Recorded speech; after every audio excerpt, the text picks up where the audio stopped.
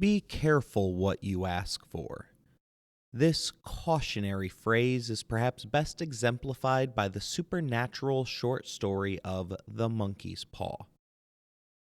In this W. Jacobs tale, the White family comes in possession of a monkey's paw via a returning soldier from India. Although the family is promptly warned of the danger of the paw, which is said to grant its owner 3 wishes, Mr. White convinces the soldier to part with it.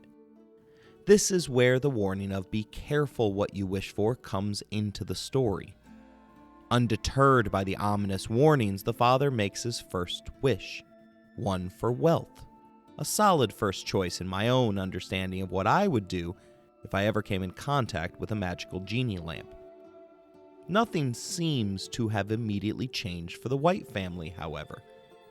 But the next day, his son is killed in a gruesome accident at work.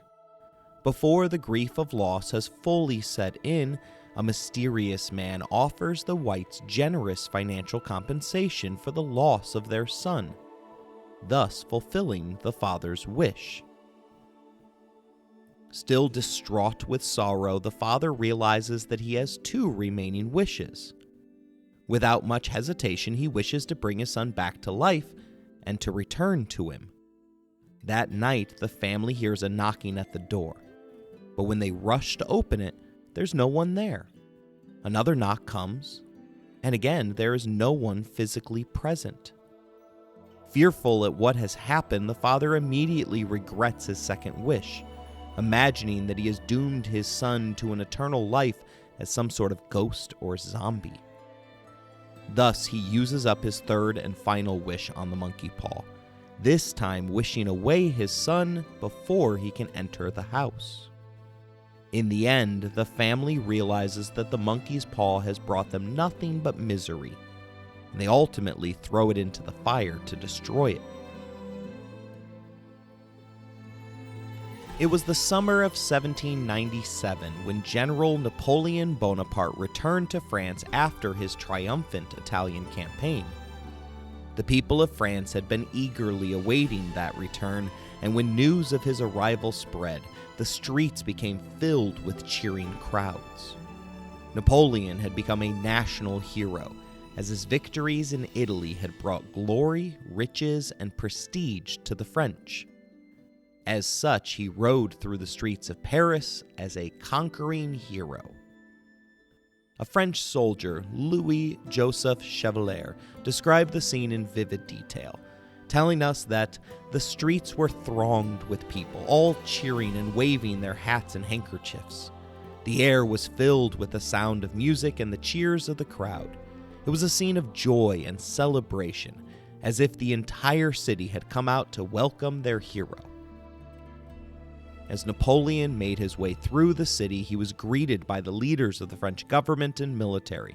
The Directory, the ruling body of France at the time, welcomed him back with open arms and praised him for his military achievements. If they were being honest with the crowd, they would have admitted how fearful they were about maintaining their control over such a popular figure. They didn't let that fear show, however, as one of the members of the Directory, Lazare Carnot, gushed, "We have found our man. He is the greatest military genius of our time." As he rode through the streets, Napoleon took in the adulation of the crowds. His face was a mask of determination and pride, and he knew that his return to France marked the beginning of a new chapter in his life. Years later, reflecting on this moment, Napoleon would write, "It was then that I realized the power of public opinion. The cheering crowds, the music, the spectacle of it all.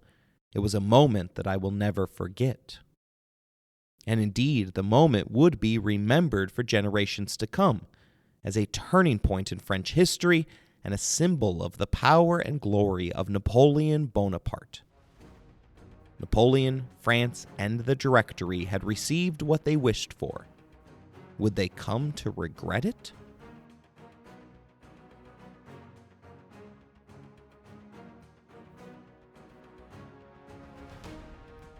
You're listening to Empires, Anarchy, and Other Notable Moments, a podcast designed for deep dives that assist in the teaching of history.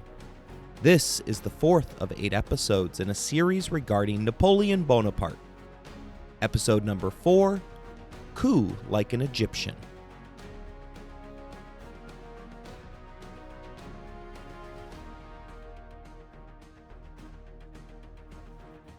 Napoleon had left behind the battlefields of Italy, but kept his sword sharpened for the political fight to come in Paris. The Directory was paralyzed by differences between France's political left and right, which had swung into power the year before. They decided to call him back to Paris under the guise of planning a cross-channel invasion of England. Historian Frank McLynn describes the plans that Napoleon came up with as both elaborate and spectacular. They called for 60 specially designed gunboats with the capacity to carry 10,000 men. Another 14,750 soldiers would utilize fishing boats for traversing the channel. With such a large fleet and the fear of the British forcing a sea battle, Napoleon planned out 12 different disembarkment points. While waiting for the plan's approval, the little corporal played politics, maintaining both his reputation with the mob as well as hobnobbing with the wealthy elite. But some men are not designed for the simple life. By January 27, 1798, he had already grown tired of life in Paris and decided to test the waters regarding a promotion. He joked with his old friend Paul Barras, the director who had introduced him to the love of his life, Josephine, that the next logical step for his career would be an appointment as director. Recognizing that the next election season wasn't anytime soon, Napoleon let loose that his appointment would need to come after Barras and he led a coup against 3 other members of the Directory. While it was delivered as a joke, Napoleon was deadly serious. He just knew that he was playing a dangerous game. Mindful of his military maxim that one should always be prepared for the enemy to show up from any direction at any moment, he began to carry his own plates and utensils in order to head off any assassination attempts. His paranoia during this period grew so great that he always kept his horse saddled and refused to remove his spurs during the day.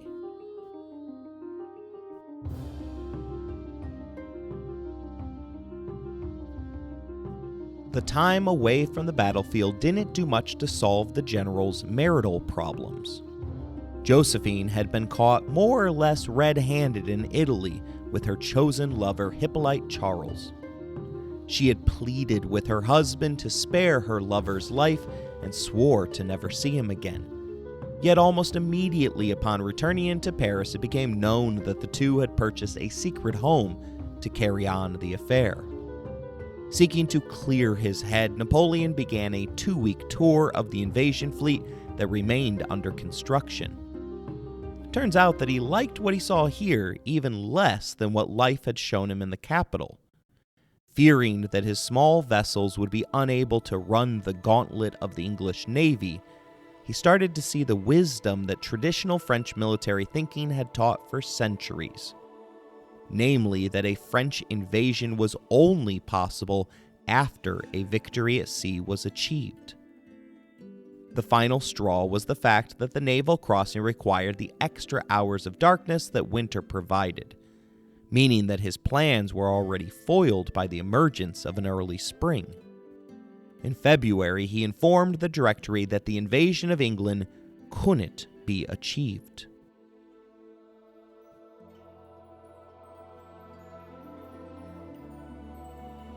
Why had he hesitated? McLynn tells us that his own future prospects precluded a descent on England. This was a venture fit for a political gambler, betting on a rank outsider, and Napoleon was too well ensconced to need to take such risks. He had never yet been associated with failure and did not intend to start with the channel. Seeking compromise, he offered up instead a military conquest of Egypt. Macklin writes, if he could not emulate his hero Julius Caesar by setting foot in England as a conqueror, he would rival his other hero Alexander the Great by winning glory in the East.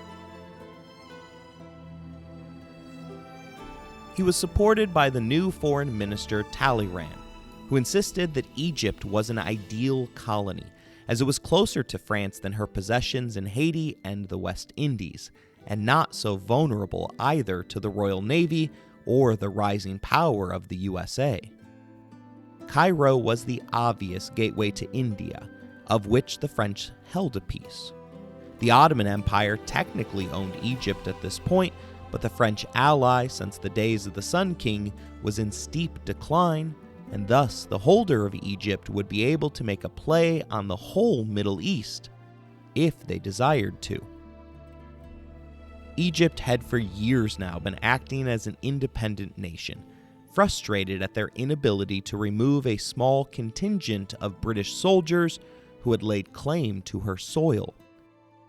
For Napoleon, however, the mission was just an example of realpolitik, as he felt that he would likely lose if he invaded England, but was assured of victory regarding an invasion of Egypt. The African nation was thus a victim of Napoleon merely needing to maintain his upward momentum.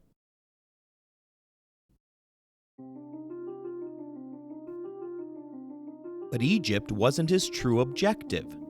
He kept his overall goals private for the time being, writing out the numbers of men and artillery that he would need to reach the Indus River, the point at which Alexander's armies had turned back. He then asked the Directory for the materials needed for what he characterized as just a romp into the land of pyramids. The directors approved it for a number of reasons. First, they needed another victory in order to prolong their own power domestically. The crowds had loved Napoleon's forays into Italy, but now were focusing far too much on France's own internal problems for the Directory's liking. Second, they needed to move Napoleon out of the way as quickly as they could.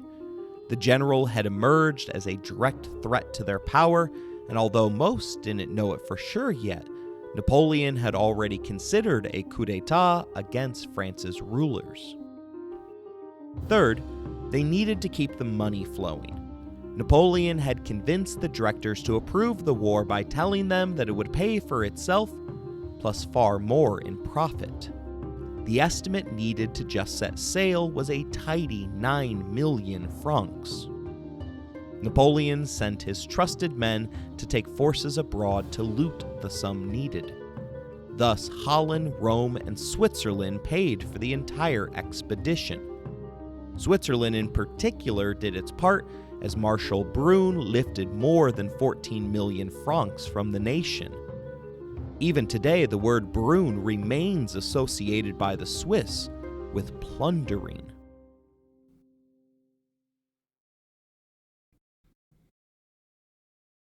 Beyond mere soldiers, Napoleon took with him a host of intellectuals. Mathematicians, physicists, chemists, naturalists, inventors, mineralogists, engravers, civil engineers, astronomers, geographers, poets, painters, archaeologists, orientalists, and linguists all accompanied the expedition. Their presence allowed him to hide the intentions of a conqueror behind the guise of a civilizing mission. Just because they were covered doesn't mean that he didn't put them to work. Matthew de Lesseps comes up with the idea for the Suez Canal during this expedition. Napoleon's Commission of Science and the Arts even discovered the Rosetta Stone, which after it had been left behind for the British to recover, resulted in a full translation of the ancient Egyptian writing system. With the university types came 38,000 troops on 400 transports. Never willing to leave his cannons behind, the force traveled with 60 field guns and 40 larger siege guns. The entire operation depended upon the British Royal Navy continuing to ignore the Mediterranean in order to focus on the Channel. Thus, the French kept the entire war party a secret. Unfortunately, William Pitt, the head of the Royal Navy, decided to act on a hunch and ordered Admiral Nelson to pursue the rumor of a mass expedition sailing out of southern France. On June 9th, the French fleet reached Malta, where the ancient order of the Knights Hospitallers defended the walls of the capital with 1,500 guns. It took Napoleon only 5 days to take the island, securing for France a spectacular naval base as well as its vast treasure, some of which went all the way back to the medieval Crusades. He abolished the Order of the Hospitallers as well as the practice of slavery on the island, before then reforming the education system and demanding equality for the island's Christian, Jewish, and Muslim populations. Only 3 of his 38,000 soldiers were casualties of the conflict. The Egyptian expedition had gotten off to an excellent start.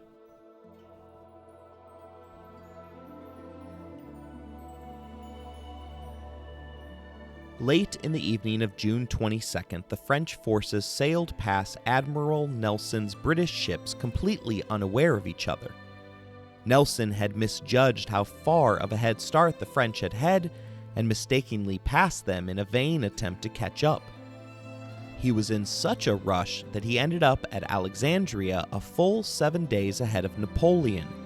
Having not seen a hair of the Frenchman, he assumed that he had guessed the wrong destination and left 2 days before the French fleet's arrival.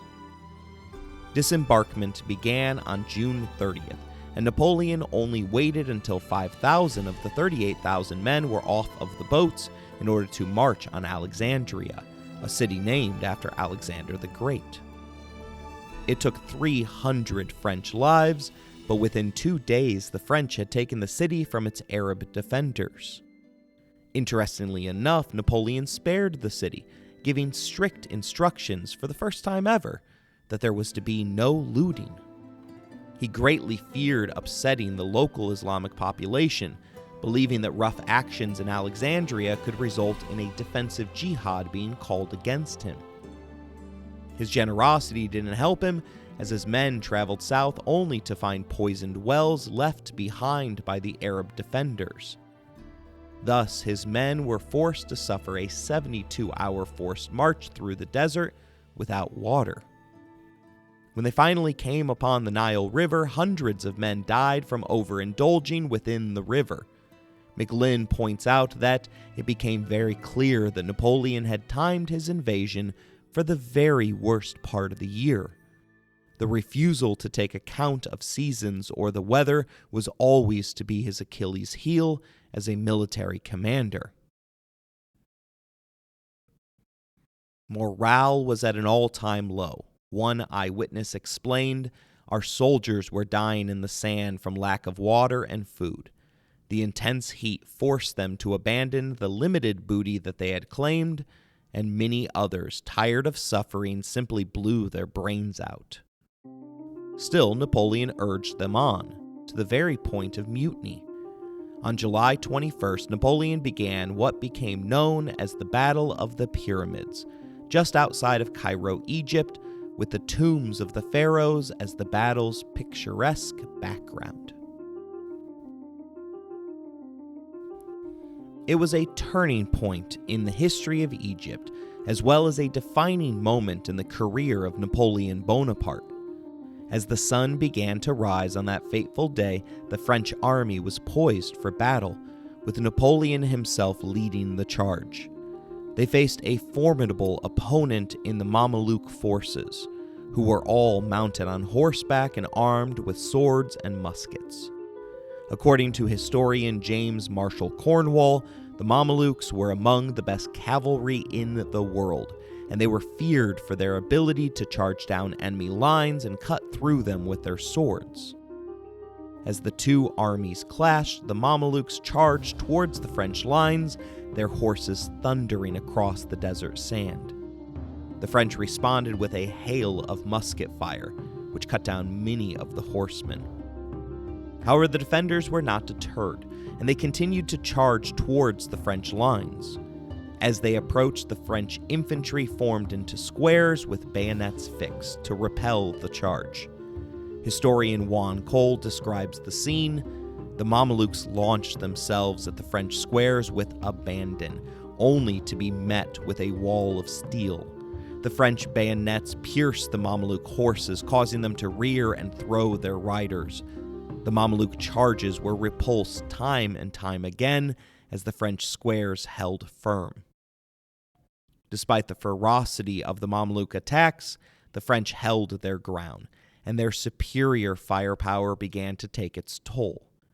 As the battle raged on, the Mameluke forces began to falter, and their ranks were thinned by the relentless musket fire. Finally, after several hours of intense fighting, the Mameluke forces were routed, and the French emerged victorious. Modern warfare had proven its superiority over the old ways once and for all. According to one account, the desert sands were stained red with the blood of the fallen Mamelukes, and the French victors stood victorious amidst the carnage. Historian Michael Broers gives credit for the victory to the Little Corporal, writing that the Battle of the Pyramids was a demonstration of Napoleon's tactical brilliance and his ability to inspire his troops to victory. It cemented his reputation as a military leader, and it set the stage for his future triumphs. The French had killed more than 10,000, while only suffering a mere 29 casualties of their own. Such a victory brought the French morale back from the precipice. The French army soon entered the capital to begin its occupation of Cairo. They began as they had in Alexandria, even passing out pamphlets that proclaimed Napoleon as a friend to Muslims, as the destroyer of the Knights Hospitallers, who had been a thorn in the side of Muslims for the past 700 years.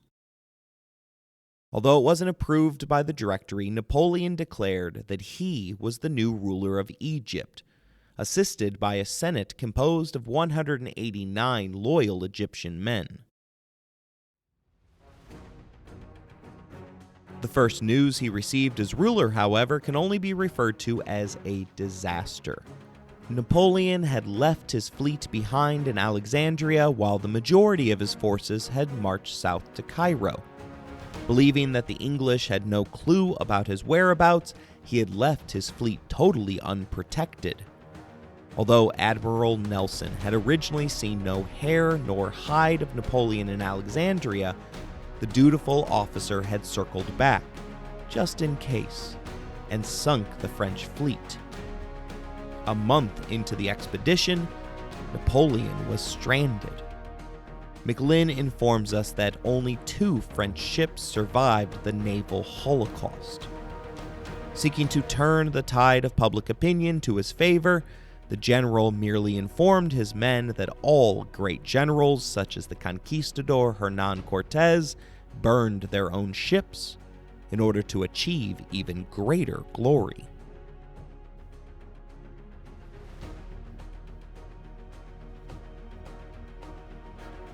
Napoleon compounded the damage that the British had inflicted by firing one of his most successful commanders, Junot.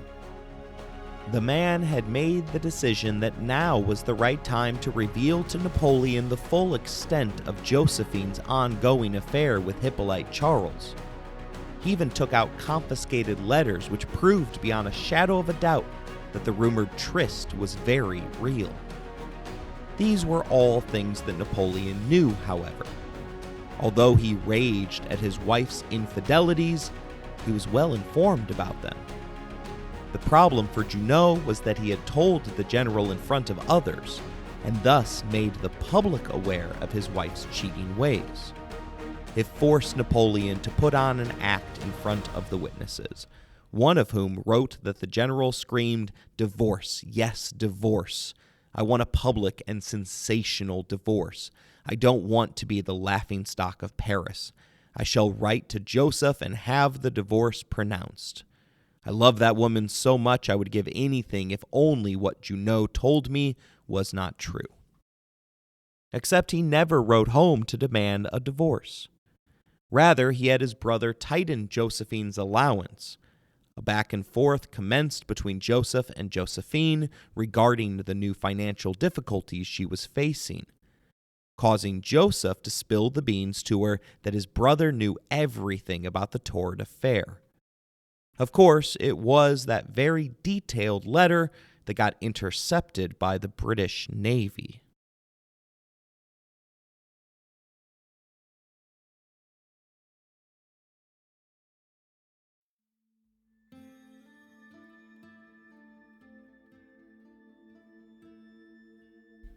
On November 24th, the London Morning Chronicle ran the story. A month later, it was picked up in the French press. Stranded in Egypt without a ride home, there was nothing that the little corporal could do to protect his reputation. The story had legs and continued to provide front-page fodder for years. The London Gazette ran the headline, "Extraordinary Intelligence, Bonaparte's wife discovered in the arms of a young officer." It claimed that she had been caught in flagrante delicto with Charles. The Morning Chronicle ran with the title, "Bonaparte's Wife, the Seduction of a Young Lieutenant," while the Times front page declared, "Josephine the Unfaithful, the French army rocked by scandal." But my personal favorite belongs to the Gazetteer and New Daily Advertiser, which ran an article titled, "The French Venus. More details emerge of Bonaparte's wife's affair." While the French papers were quick to defend the Bonapartes, they were forced to admit that the affair was real, merely defending Josephine as a victim of the British press. Unable to return home, Napoleon carried out his original plans, creating an Egyptian institute for schools of mathematics, physics, political economy, as well as the literature and arts. They built hospitals, sewage systems, added street lighting, irrigation schemes, libraries, windmills for grinding corn, a postal system, a stagecoach service, and quarantine stations to combat outbreaks of the bubonic plague. The French built a local printing press and began publishing 2 Egyptian newspapers. McLinn informs us that the amazing energy of the Egyptian Institute membership covered so much ground that their work needed several magisterial volumes to do it justice. These were published over 20 years, and the final volume did not appear until 1828. His positive work throughout the country earned him a fatwa, or Islamic legal ruling, that declared the French as allies of Islam. But it wasn't enough to avoid the Ottoman Empire from declaring war on the French on September 9th, with the Sultan independently declaring a holy war. A little over a month later, 250 Frenchmen were slaughtered in an ambush by Egyptian Muslims loyal to the Sultan. Napoleon felt forced to kill 2,000 in retribution. The entire situation was on the brink of exploding. He had already tarried far longer in Egypt than he had hoped to, but remained cut off with no fleet to carry him home.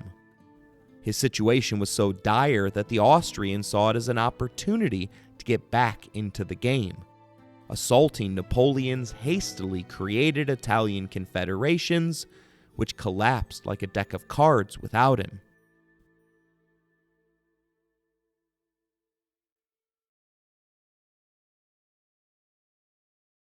Morale collapsed again after the bubonic plague broke out, claiming 17 Frenchmen a day and placing 15% of the armed forces on the sick list.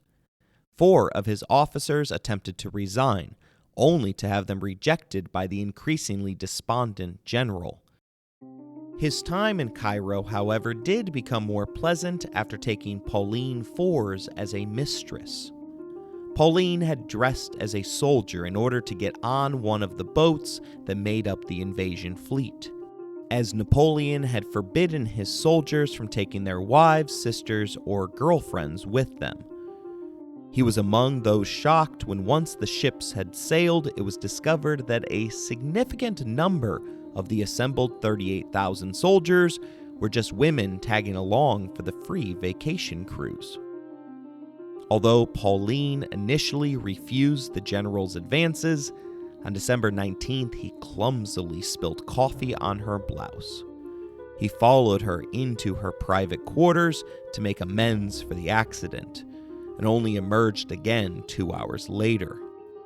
It would become a go-to move for the adulterous Napoleon. After falling for her, Napoleon decided to remove her husband from the picture by ordering a man of war to risk the British blockade in order to carry the man off to Paris with a nonsensical message. The decision came back to bite him, as the British promptly captured the vessel. How the British handled their prisoner is an excellent example of propaganda at work.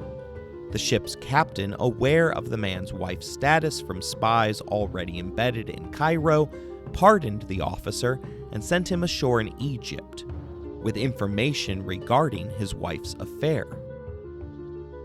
It took the husband a week to reach Cairo, and less than an hour to discover that his wife had moved in with Napoleon in his absence.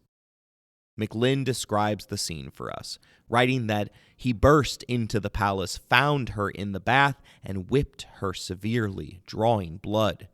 Hearing the outcry, her servants rushed in and threw the husband out. Napoleon then ordered a military court to dismiss the man from the service for conduct unbecoming.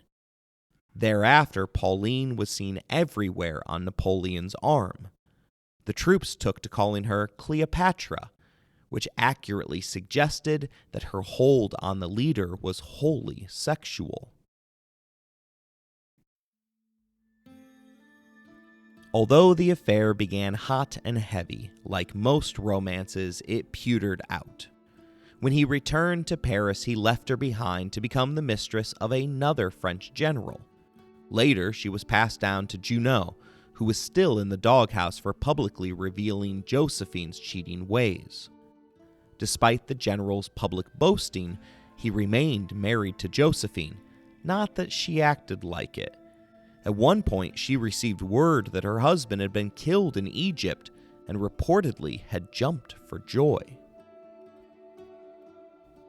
That likely wasn't the reaction that her husband displayed in February of 1799, when Napoleon was informed of a vicious two-pronged attack planned by the Turks. In order to avoid being caught between the two forces, Napoleon sought to outflank them, leaving a token French force in Cairo to serve as the turtle, bunkering down in its shell, while he tore off to the east for Acre. There he hoped to surprise the eastern force before then doubling back to pull Cairo from the flames. Time was of the essence, and Napoleon's strict timetable was put off by 11 days after a protracted siege at the fortress of El Arish. Seeking to make up time, Napoleon dispensed with a large portion of his honor by executing prisoners who had surrendered under the promise of being spared. Worse, he ordered his men to save ammo, thus forcing the French to murder in cold blood nearly 4,500 unarmed prisoners by way of bayonet, knives, or drownings. Macklin writes that the resulting Holocaust revolted hardened veterans who thought they already knew about atrocities. There were well-authenticated reports of soldiers wading out to sea to finish off terrified women and children who preferred to take their chances with the sharks. This dreadful massacre was one of several incidences that haunted Napoleon ever afterwards. Not in the sense that he felt guilty, he did not, but because he realized posterity would judge him harshly unless he could plead compelling necessity.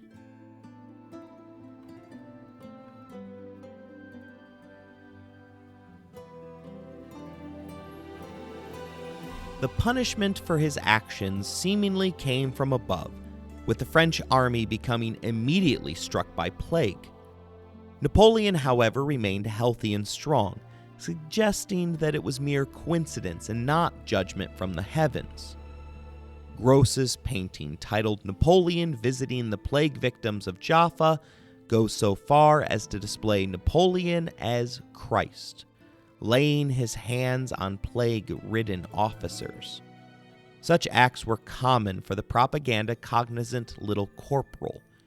Later, he would commission work which showed him crossing the Alps on horseback, a direct plagiarized allusion to Carthage's legendary general Hannibal. Still another week came and went, and Napoleon was no closer to meeting the first of the two armies that he had sought out to destroy. By the time he reached Acre, the British had added to its fortifications and further controlled the sea lanes around the Crusader city. The French were trapped between a fortress and an approaching army.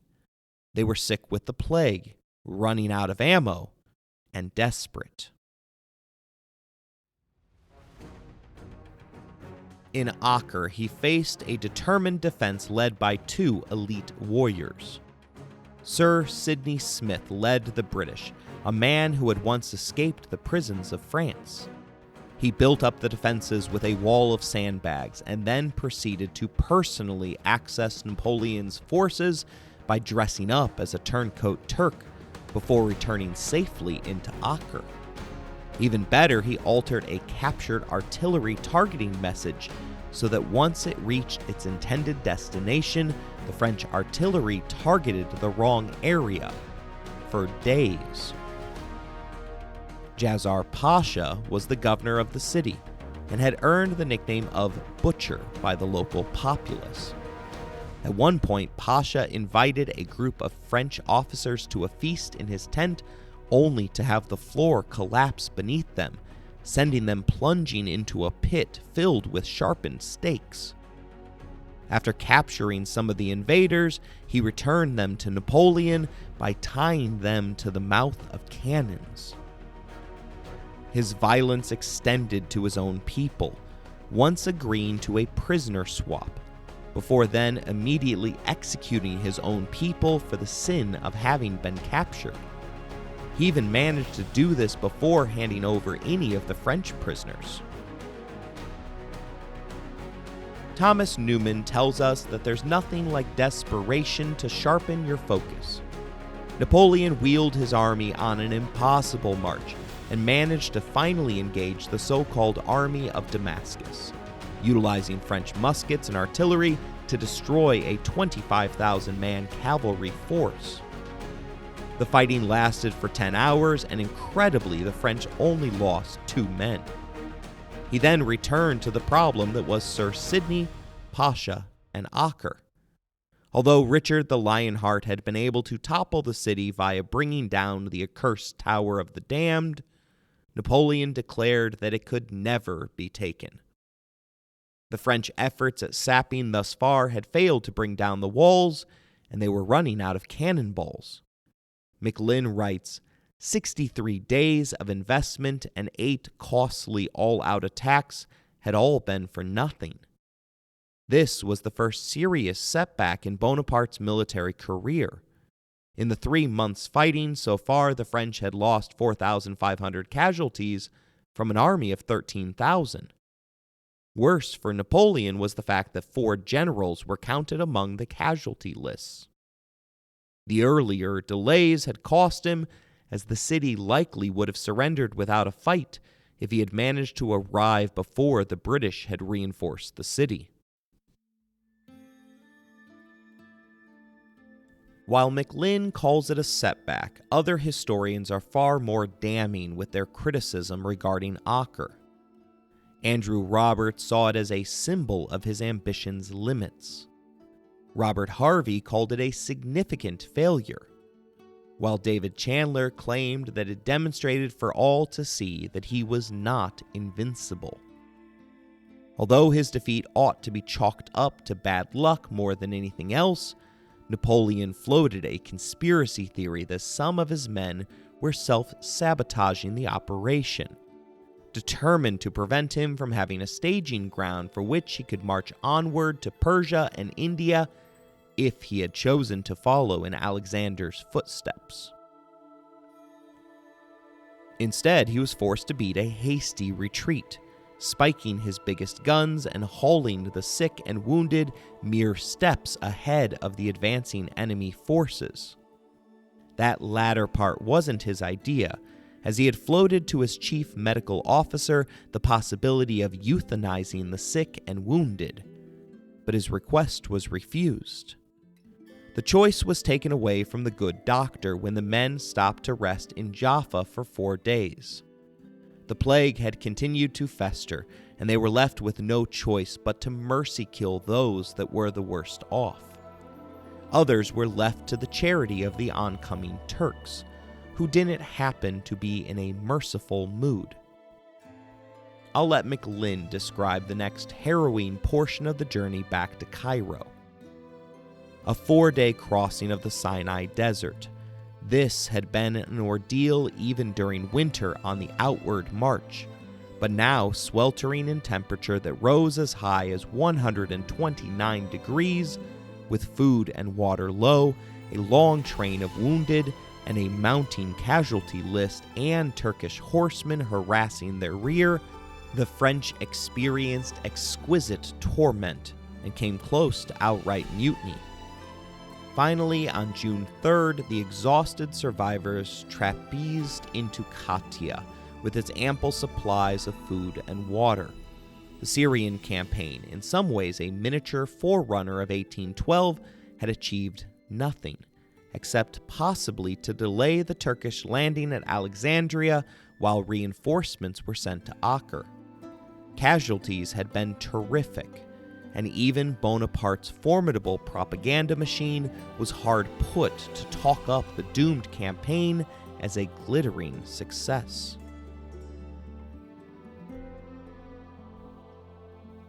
He returned to his home away from home only to find out that there had been 2 uprisings while he was away. It became crystal clear at this point that he wasn't going to be able to hold Egypt in subjugation. But before he left, he felt it necessary to pacify Egypt. Military minds always seem to think that one last successful campaign before cutting bait and fleeing will allow them to claim victory, even if they have failed to accomplish the original purpose of the conflict.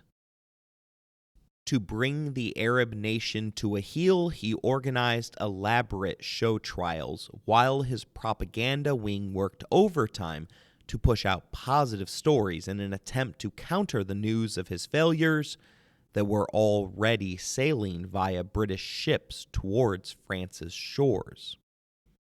He took a 6,000-man force in an attempt to prevent a British-aided Turkish landing at Alexandria. Although the French were outnumbered 2-1, they again emerged victorious due to superior technology and leadership. The Turks lost at least 5,000, while the French counted only 220 among their dead. With a clear path, he ordered a ship for just himself and his most trusted officers, departing Egypt as a deserter without any of the riches or titles that he had expected.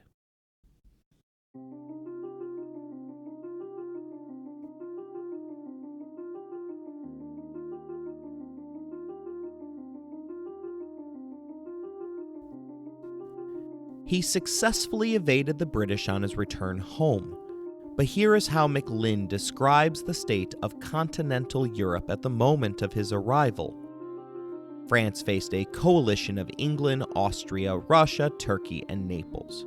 The Russians seemed ubiquitous in Europe. An Anglo-Russian army had invaded Holland, and an Austro-Russian army had gained control of Switzerland. A Turco-Russian fleet had captured Corfu, and another Austro-Russian army had swept into northern Italy and undone all Bonaparte's work there in a matter of weeks. France was reported to be on the verge of economic collapse, and loyalist sentiment was running high. But at least he would get to see his wife Josephine again.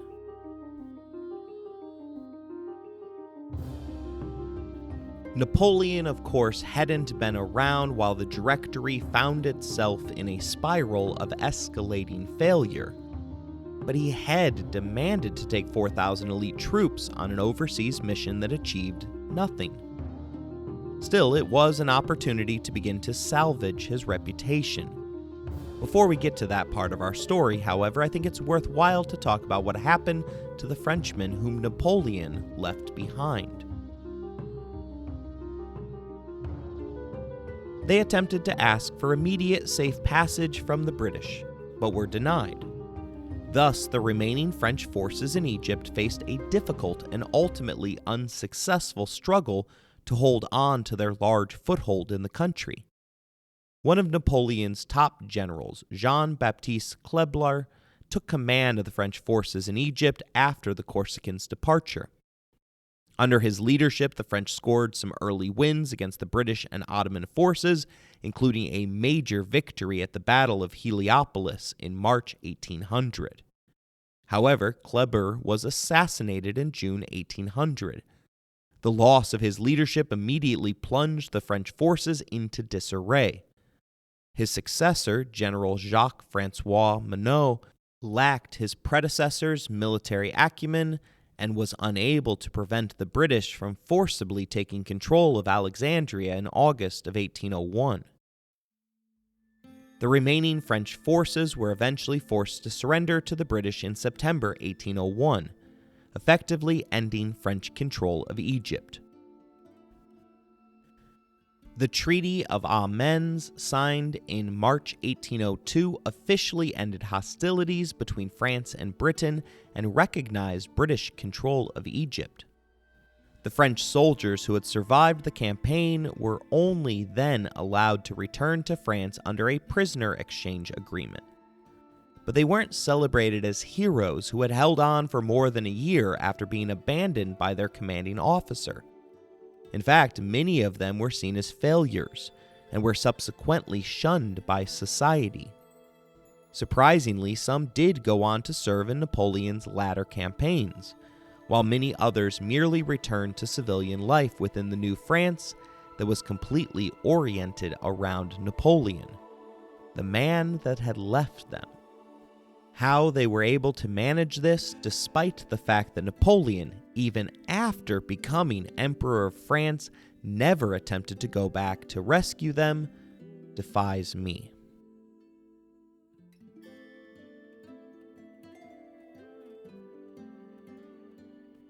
Napoleon arrived back in Paris on October 16, 1799, only to find Josephine still continuing her relationship with Hippolyte Charles.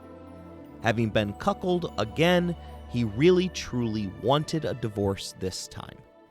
Josephine's meal ticket continued only after Napoleon received advice that admitting that his wife was unfaithful now would further deplete the general's dwindling reserves of prestige, i.e., he couldn't lose both Egypt and his wife. His banker thus advised him to wait until he had achieved more power before dismissing her. Napoleon did kick her out of his house, however, along with her sizable wardrobe. The final straw had been hearing that she wrote significantly more thoughtful letters to Charles than to him. In one letter to her lover, she described her husband in the following terms: "He is a man who has never loved anyone but himself. He is the most ingrained and ferocious egotist the earth has ever seen. He has never known anything but his own interests and ambition." But she was only partially right, because there seemed to be some legitimate love for Josephine in his small heart. Desperate to hold on to her lifestyle, she appeared on his doorstep frantic and crying. Napoleon allowed her kids to come meet with him, who pleaded their mother's case for her. Eventually, Napoleon relented, and the next morning was found in bed with his wife. Although I am always one to wish a couple's happiness, the biblical figure of Javan reminds us that love can sometimes be magic, but magic can sometimes just be an illusion.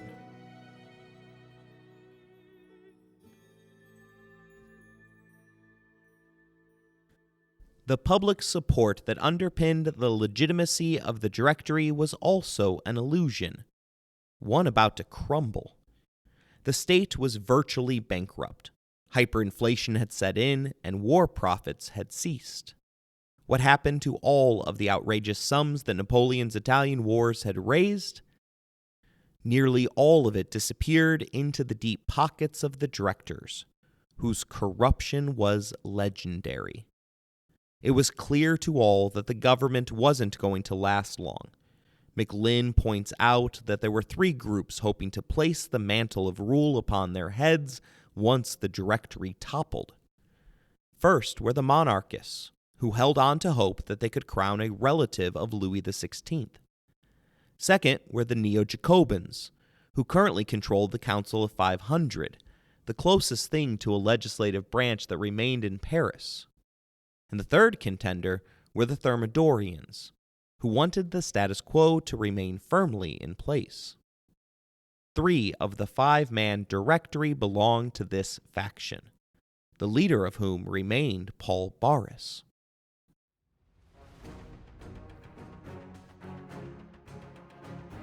Barras had played a substantial role in Napoleon's rise. He had even introduced him to the love of his life, Josephine, who had initially served as his own mistress before the director had pawned her off to the general. In fact, it was the newly restored Josephine that helped steer her husband towards supporting Barras in the coming political fight. Now, to be clear, Napoleon had options here. He didn't feel obligated to help his former friend. There were no IOUs or understandings between the two men. Barras, on the other hand, had no choice but to enlist the popular general to his cause, which had always been himself. Joseph Sirius had begun a widespread whisper campaign against Barras. Sirius was one of those types of people that all of us ought to be afraid of. He had risen to power after betraying Georges Danton, the Minister of Justice, and then later Robespierre himself. When asked what he had done during the Terror, he merely replied, "I survived." These individuals who will do anything to anyone in order to survive are among mankind's most dangerous. Bonaparte sent one of his most loyal captains to tell Barras to summon forth the army of Italy to wipe out the royalist faction, as well as the French most ancient of enemies, the British. Historian Frank McLynn tells us that Napoleon had appeared to have accepted his role as Barras's sword, thus preempting an alliance between the directors and any other general, while holding himself aloof from the direct fray, so that it could never be said that he had once again put down a rising of the people of Paris. It was to be a coup, carried out with rapid efficiency in the middle of the night. It became known as the 18th Brumaire for the night in September that it was carried out. It would mark the end of the Directory, the ruling body of the French Republic, and the beginning of a new era of authoritarian rule under Napoleon. The country was plagued by economic problems, political instability, and social unrest. The people had lost faith that the Directory, which was unabashedly corrupt, was capable of addressing the issues. The general wrote in his memoirs, "I saw that the time had come to put an end to the disorders and to establish order, to restore the public spirit, to give the nation a strong and permanent government." Now keep in mind what we talked about in our first episode, namely that Napoleon didn't identify as French. At his core, he remained a Corsican nationalist, but he had had a taste of power, to the point that Corsica was no longer enough of a prize for him. Eventually, not even dictatorial control over France would be enough for a man whose name still adorns a complex where one's ambition is presented as a domineering attitude designed to overcompensate for one's shortcomings. Almost immediately, Napoleon decided to cut Paul Barras out, after the director had claimed that he had no tolerance at all for the coup. He then privately allied himself with Emmanuel Joseph Sirius, the survivor who had previously tried to have Napoleon shot upon his arrival back from Egypt. I told you that survivors are among the most dangerous because of their willingness to do anything. In this instance, however, two such dangerous creatures had emerged at the same time in the same location, destined to eat each other alive. They were joined by Charles Maurice Talleyrand, a former foreign minister, because everyone who has studied history knows that a triumvirate works best for an alliance.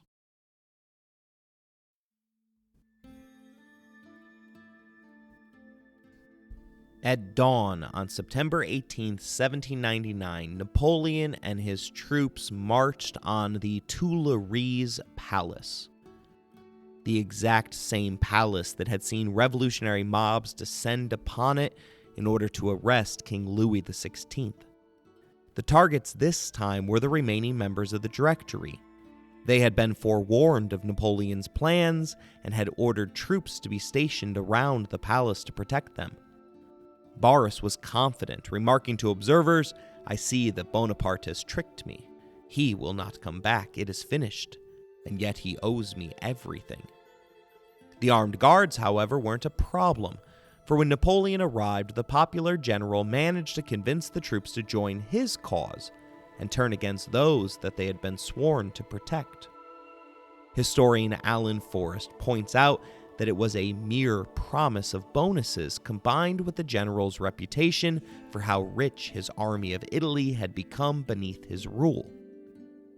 Bonaparte then ordered the arrest of the targets as well as several members of the Council of Ancients, the new upper chamber of Parliament wholly composed of ancient men all over the kick-the-bucket age of 40.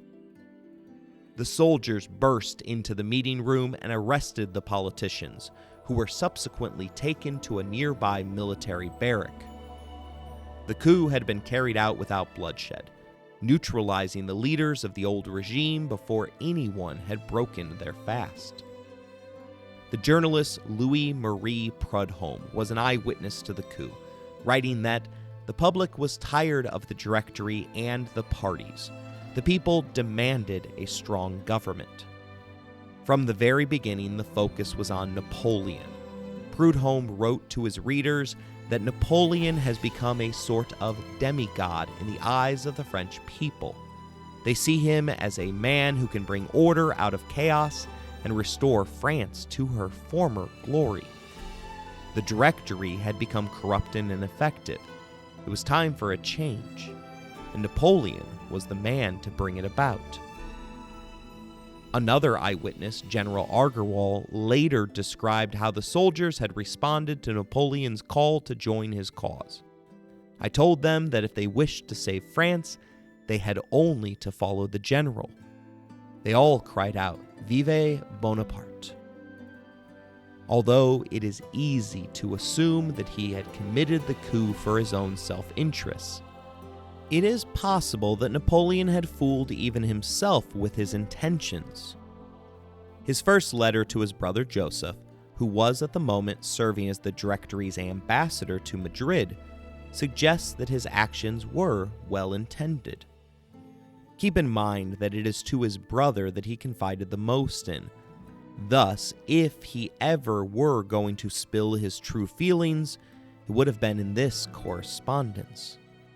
Instead, Napoleon justifies his actions by stating, "I have taken power solely for the good of the country, and not for my own interest. I am convinced that I can restore order and prosperity to France, and am willing to do whatever is necessary to achieve that goal."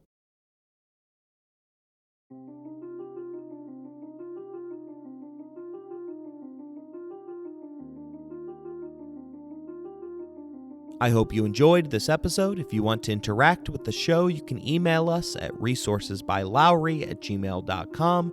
If you would like to financially support the show, please look in the show description for more information. As always, thank you for listening, rating the show, and spreading the word.